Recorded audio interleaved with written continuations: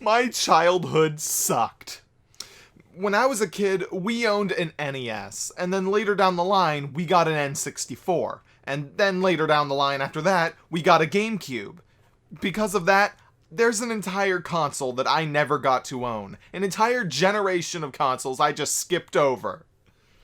Every kid on the block had one. They'd beat me up, they'd make fun of me because I couldn't play any of the amazing games.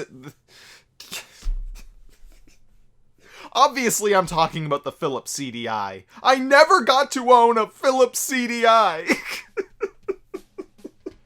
Okay, so just for the record, in case you couldn't tell, I'm joking around. Not about not owning a CDI, I definitely didn't own one. I'm joking around about the Philips CDI being any good. For those of you who don't know anything about this beast of a console, then let me tell you all about it. So, sometime in the 1980s, a quaint little company by the name of Nintendo, you probably haven't heard of them, teamed up with another company named Sony, once again, I'd be extremely surprised if you've ever heard of them, to make a CD add-on for the Super Nintendo. Plans fell through though, and Nintendo ended up going with Philips instead. And then the whole thing ended up being called off. Because of this, both Sony and Philips ended up creating their very own CD-based video game consoles. And I think we all know which one ended up succeeding. Yeah, the Philips CDI is... well, let's just say that nobody owned this thing. It was expensive, it had an awful controller, virtually no quality software, and... well, do you remember earlier when I said that this console was a beast? Well, I didn't mean that in a good way. How did I mean it? I mean, just look at this thing. It's friggin' huge. I barely have enough shelf space for this thing. It's so friggin' huge. So yeah, I own a CDI now. I bought it online. And it came with a handful of amazing classic games. Shark Alert, Private Guitar Lessons, Mystic Midway, Phantom Express. These games belong right next to all of the great classics. While most of these games just really suck, some are basically just educational slideshows. This one is just a bunch of music videos. It's not even a game at all. One of the games sticks out. Dimo's Quest. Unlike the others, this one actually looks like a game. Like an actual classic style game that you could see on any other console. Unlike whatever the hell this is. And you know what? I haven't played very many of these CDI games, so I can't be completely sure, but from what I can tell, this game is one of the better games on the entire system. And something tells me that that is really sad. Hi, I'm Dimo. Oh, I guess his name is supposed to be pronounced Dimo, not Demo. Meh, I'm gonna keep calling him Dimo. Do you like candy as much as I do? Well, I'm gonna take you on a candy quest. Yes, I definitely need help. Kids, do not get in Dimo's car. No matter how much candy he offers you, do not go with him.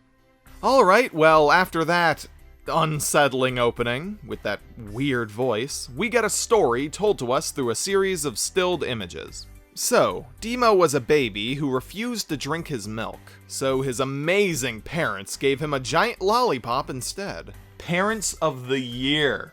Anyways, years later, Dimo, get this, grew up. Now he's a 90s stereotype. He, I don't know, drops something into a sewer, and then sees a sign that says free candy on it. Okay, yeah, that plot sort of fell apart at the end there. These images don't really do the best job of making the plot clear. I shall consult the manual. After all, this is Dimo's quest for the CDI. I'm sure that understanding the plot is key to enjoying this game. Okay, the manual says that Dimo is a sugar brother.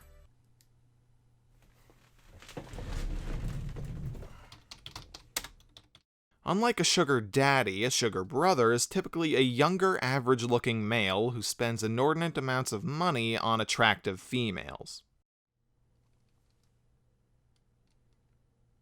Huh. I guess I can see it.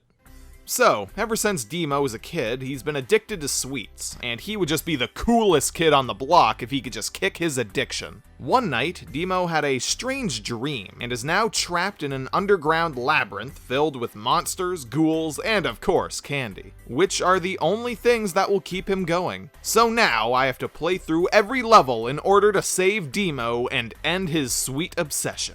So basically the plot is that we, as the player, have to feed into Dimo's sugar addiction in order to help him get rid of his sugar addiction?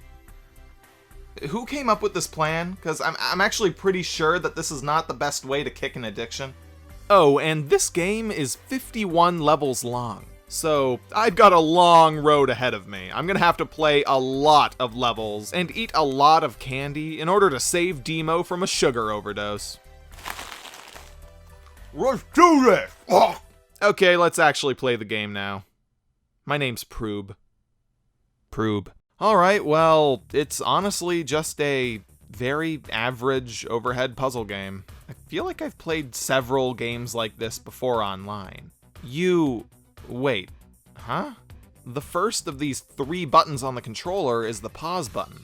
Huh. Well, I guess there's actually no standalone start button to pause, so fine, I get that one of these 3 buttons has to be wasted on pause, so... Wait, what? The first 2 buttons on the controller pause the game. Why both of them? And guess what? You'll never see this coming. You ready? Yeah, the 3rd button as well. What? So yeah, we're out of buttons on this controller, so you can't attack or anything. You just walk around collecting colored keys to open colored gates, solving very simple puzzles, and, I don't know, avoid touching enemies. I guess it makes sense that there's no combat in this game. Combat's not the point, but still, it seems like a waste of buttons. Plus, every time you pause the game, it has to fade to black, and then it has to load up the pause screen. Same thing for unpausing, too. And whenever you want to think your way through something, you're probably going to want to pause the game, since each level in this game has its own time limit. So get used to waiting for the game to pause. Oh, and the pause screen isn't everything. Half the time you enter a new level, it's completely silent. And then, after a short while, you'll start to hear some music slowly fade in.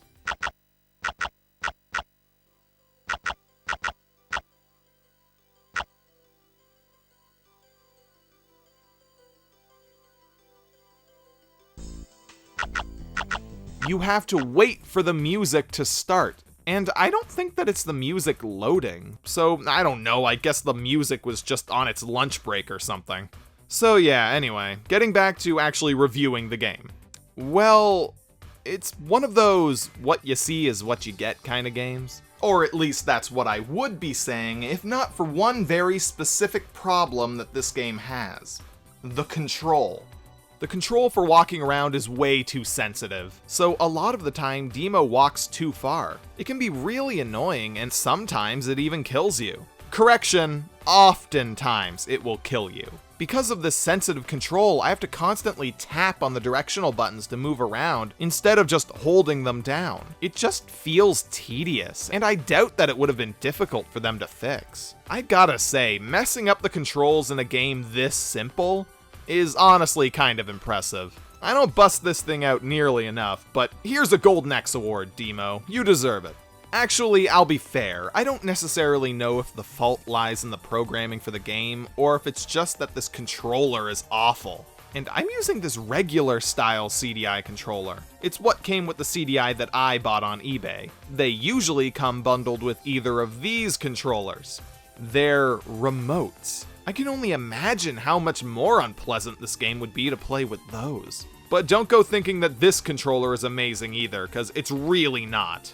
The music in this game is bland. I mean, it gets the job done perfectly fine, but you're not going to be humming any of these tunes later. And the graphics look like they could easily have been on a Super Nintendo. I mean, this game is one of the better CDI games that I've seen, but on a technical level, it isn't really pushing any boundaries. And level 4 is impossible?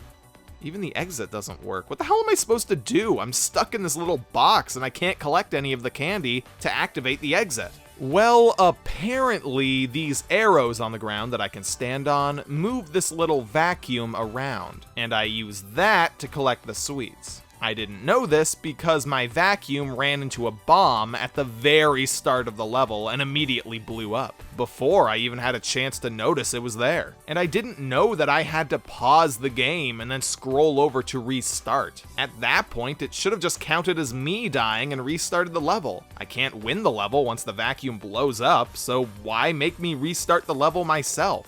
And okay, levels like these seem to be specifically designed just to break me. To be fair, it's not really hard to do that at this point, you don't really need to try. Collecting all of this candy should feel fun. It should be borderline therapeutic, but in order to finish a level, you have to collect every damn piece of candy. And spliced in with all of this candy blending in are a few bombs, which will kill me immediately upon touching them. Plus, there's the whole sensitive control thing, so you have to take your time, so that you don't overstep and die. Then, after tediously collecting every piece, you have to avoid these enemies. And then these enemies. And then there's these bullets that shoot you. And oh Jesus! They hid a bomb underneath this rock. That's not even fair! And the worst part?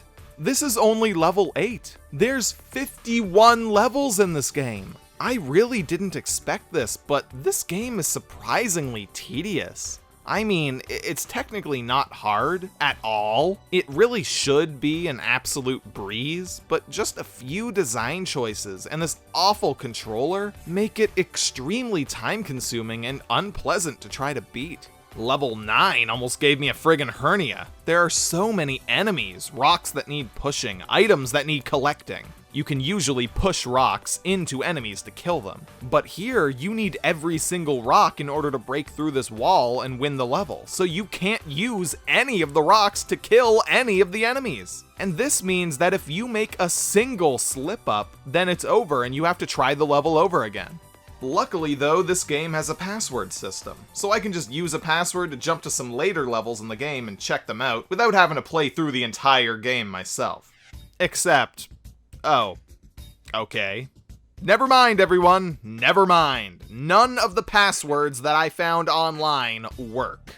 Wow, just my luck. But wait a minute, this game saves high scores. That's what the name I typed in before is for. Remember? Proob? So if it can save all of my high scores, then why have a password system? Just save my damn level progression. Okay, so I guess I'm just gonna be playing through the game until I get frustrated and can't anymore. It's probably gonna be long before I get to level 51. Hell, I've probably played enough already that I know what I think of this game. Getting in these little carts is annoying. If they hit you, you die instantly, so you have to run into them from the side, which means that you have to time it just right. Don't time it right a single time, and you die, restart the level. This level is super annoying. It's fairly long, and there's a ton of spots to fall through and die, so you really have to take your time with each and every step. But hey, look! I ran out of time. I died. Start over. Alright, so let me get this straight. I have to take my time so that I don't overstep and die and all that, but at the same time, I need to go fast because the time limit gets harder and harder as the game goes on. So, I have to take my time while finishing the levels as quick as possible. Damn it, alright, that's it. I'm done. I cannot play any more of this. This game has drained me of the little patience that I had left after all these reviews. Although this game is definitely better than something like Drake of the 99 Dragons, I think it might get under my skin just a little bit more. It is not the worst game in the world. At all. Cannot stress that enough. It's just mediocre. But every step you take in this game just makes my skin crawl. At any moment, you could just run a little too far and run right off the edge of a level and die. Or into an enemy that you couldn't see, or trigger an unfair trap, or push a boulder into a corner, only to then realize that you can't get the boulder out of the corner, and you actually need the boulder for something else, so you gotta restart the level. And yes, I can't completely blame the game. This controller is not very good. Even just the feel of it is cheap. It's really light, and it just doesn't feel solid. There's only 3 buttons on it, and there's not even a start button. How can the remote controller have so many buttons, but the gamepad one only have 3? I want to be able to say that this game sucks, that it's awful, that it really ticks me off, but for a game as innocent and simplistic as this, all I can really call it is tedious. This just feels like an old computer game that I played when I was a little kid. It doesn't really hold up today at all, but if you ever did, for some reason, want to play it, then go for it. You might have fun. All I can suggest is play the original computer version, not the CDI one. Although that's like telling an average sane person to watch a movie on a plasma TV as opposed to a Game Boy Advance screen. I think it's pretty obvious to anyone with half a brain which is the better option.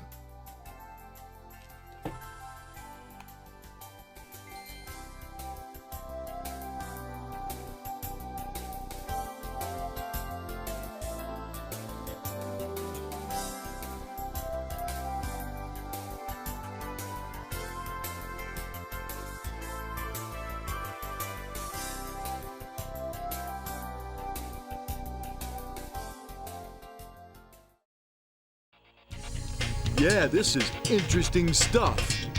You know, he sounded almost sarcastic there. He does have a weird voice, right? That's not just me.